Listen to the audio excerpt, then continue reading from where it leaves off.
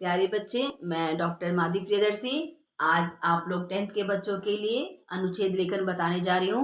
सबसे पहले बता दूं कि अनुच्छेद लेखन जो आपका आता है वो 6 नंबर का आता है। इसमें आप लोग का 6 नंबर का रहेगा, ठीक है ना। कैसे अनुच्छेद लेखन लिखते हैं इसमें ये भी बताया गया है आपके सिलेबस के अनुसार कि इसमें 3 ऑप्शन आपको दिए जाएंगे, है ना।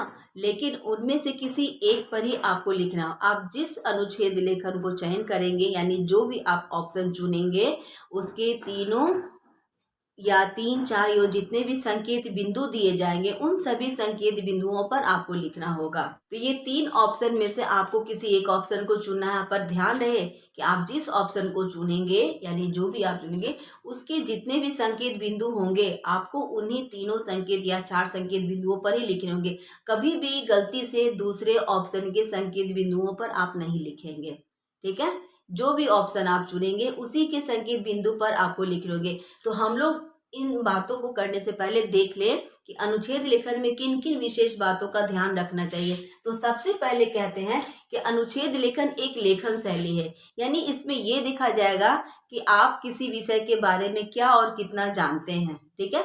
दूसरी बात इसमें है कि इसमें चूंकि ये निबंध का रूप तो है नहीं, ये निबंध का एक छोटा सा रूप होता है। हम निबंध में भूमिकाएं बांधते हैं। हमारा हमेशा निबंध और अनुच्छेद दो अलग अलग चीज है। निबंध आपका विस्तार से लिखा जाता है किसी विषय पर, जिसमें हम भूमिका भी देते हैं, जिसमें हम इधर उधर के उदाहरण भी देते हैं। लेकिन अनुच्छेद लेखन चूंकि बहुत संक्षिप्त होता है इसलिए हम इसमें कोई इधर उधर का उदाहरण नहीं देंगे। यानी इसमें क्या होता है कि आपका उदाहरण या दृष्टांतों के लिए कोई स्थान नहीं होना चाहिए। इसमें आपको जिस बिंदुओं पर लिखने के लिए दिया जा रहा है केवल उन्हीं बिंदुओं पर आपको लिखना है और इधर उधर की बातों से बिल्कुल बचना है, ठीक है।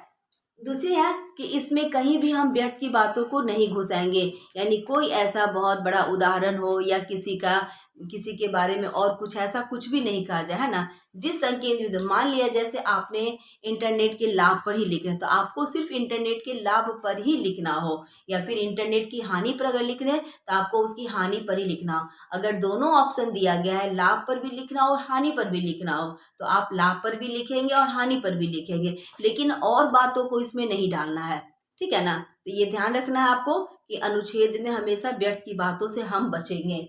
उसके बाद है सभी वाक्यों का, यानी आप अनुच्छेद में जितना भी वाक्य लिखेंगे, है ना, तो उन वाक्यों के बीच एक परस्पर घनिष्ठ संबंध होनी चाहिए। यानी हर एक वाक्य दूसरे वाक्य से लिंक जुड़ा होना चाहिए। जैसा आपने देखा होगा कभी भी कि जो इंद्रधनुष होते हैं, जो रेनबो होते हैं, उसमें भी 7 रंग होते हैं, पर उन 7 रंगों के बीच कभी भी हम एक रेखा नहीं खींच सकते हैं। यानी जैसे ही हमारा एक रंग खत्म होने को होता है तो आप देखेंगे कि उससे दूसरा रंग जुड़ने लगता है, ठीक है ना। ठीक इसी तरह से हमारे अनुच्छेद में जो 4 या 3 या 2 जितने भी संकेत बिंदु दिए जाएं, है ना, ऐसे तो आप लोग का मिनिमम 3 दिया जाएगा और 4 5 भी हो सकते हैं, ठीक है ना। लेकिन जो भी जितने भी संकेत बिंदु दिए जाएंगे आप ध्यान रखेंगे कि उन संकेत बिंदुओं पर लिखते समय हमारा एक वाक्य दूसरे वाक्य से जरूर लिंक जुड़ा हो, परस्पर संबंध जरूर हो, है ना। यानी आप उसको पूरे मिला करके लिखेंगे शब्द सीमा का। फिर आप देखेंगे कि आपका जो क्वेश्चन पेपर होगा उस पे दिया जाएगा कि अनुच्छेद लेखन कितने शब्दों में लिखा जाना है, ठीक है ना। तो आप इस बात का विशेष ध्यान रखेंगे कि आप उसी शब्द सीमा के भीतर अगर लिखेंगे। यदि मान लिया कि आपको 120 शब्द में ही कहा जा रहा है और 4 पॉइंट दिए हुए हैं, तो आप उस पर अगर एक संकेत बिंदु पर 4 से 5 लाइन लिखेंगे या 3 लाइन लिखेंगे तो आपका 4 लाइन में आपका उतना एक वाक्य मतलब उतना एक पैराग्राफ बन जाएगा, ठीक है ना। तो कम से कम आपको ये ध्यान रखना है कि सभी संकेत बिंदुओं पर कम से कम 3 या 4 लाइन आप तैयार करके रखें। लाभ पर हो तो लाभ पर 3 से 4 लाइन आप क्या बोल सकते हैं उसका, अगर हानि पे है तो उस पे आप क्या लिख सकते हैं, या फिर जो भी ऐसा पॉइंट दिया जाए, है ना, भूमिका ही दिया जाए तो भूमिका पर कैसे लिखना है। दिक्कत होती है कि भूमिका मतलब क्या होता है, तो भूमिका का मतलब होता है उस विषय का परिचय। जो भी आपका विषय दिया जाएगा संकेत, है ना, अनुच्छेद में उस विषय का परिचय ही आप केवल दे देंगे, यानी वो क्या है, किस तरह का चीज है, कैसे ये शब्द बना है ना, कहाँ से ये शब्द आए, इसकी परंपरा कब शुरू हुई। तो इस तरह का कुछ ऐसे 3 4 लाइन में आप उसका परिचय दे देंगे तो आपकी भूमिका हो जाएगी, ठीक। तो शब्द सीमा का ध्यान रखते हुए आपको लिखना है। लेकिन इसमें एक बात और बता दूं कि यदि मान लिया जैसे आपको 120 शब्द कहा गया है, ठीक है, 120 शब्द कहा गया, तो ये और आपका अनुच्छेद 115 शब्द में खत्म हो गया, कोई बात नहीं। या फिर आपका अनुच्छेद 125 शब्द में खत्म हुआ, कोई बात नहीं, है ना। यानी 5-7 शब्द आगे पीछे हो तो ये कोई बहुत बड़ी बात नहीं है ना, और ये गलत भी नहीं होगा आपके लिए, ठीक है। तो आप बस हर एक बिंदु पर 3-4 लाइन लिखने का अभ्यास कर लेंगे।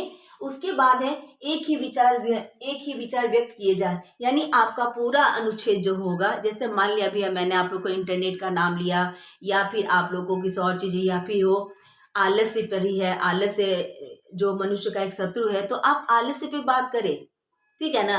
आपका उसी पर होना चाहिए, ये नहीं कि आप इधर उधर का उदाहरण दे करके ये प्रूफ करने में लगे हुए कि भाई आलस्य एक शत्रु है। उसको बताना है केवल कि आलस्य मनुष्य का एक शत्रु है, ठीक है। तो आप बहुत अधिक हो तो एक लाइन का कोटेशन डाल सकते हैं, लेकिन बहुत विस्तार से उदाहरण नहीं देंगे, वरना आपका उदाहरण समझाने में ही, उदाहरण बताने में ही वो शब्द सीमा समाप्त हो जाएगी। फिर आपका बाकी बिंदुओं पर लिखना शेष रह जाएगा, और इस तरह से यह अधूरा अनुच्छेद होगा।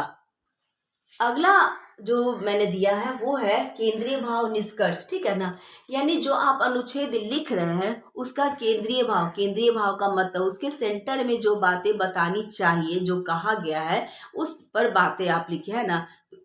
ये चीज क्लियर हो जाना चाहिए, या तो आपके अनुच्छेद के पहले लाइन से ये क्लियर हो जाए, या फिर अनुच्छेद के आखिरी लाइन में ये भाव स्पष्ट हो जाए कि आपको जो कहा गया उसमें आप कहना क्या चाहते हैं, आपका क्या विचार है ना, आप क्या इस पे बारे में सोचते हैं, ये आपका लिखने का उद्देश्य समझ में आ जाए, है ना। ये तो क्लास का एग्जाम है, ऐसा दिया गया इसलिए आप ऐसा करें। लेकिन अब कभी भी कहीं भी अगर किसी चीज पर एक पैराग्राफ लिखने के लिए कहा जाए, अनुच्छेद लिखने के लिए, तो आपसे यहाँ पे ये जो पूछा जाता है वो चीज आपका उसी अनुच्छेद में पूरा होना चाहिए।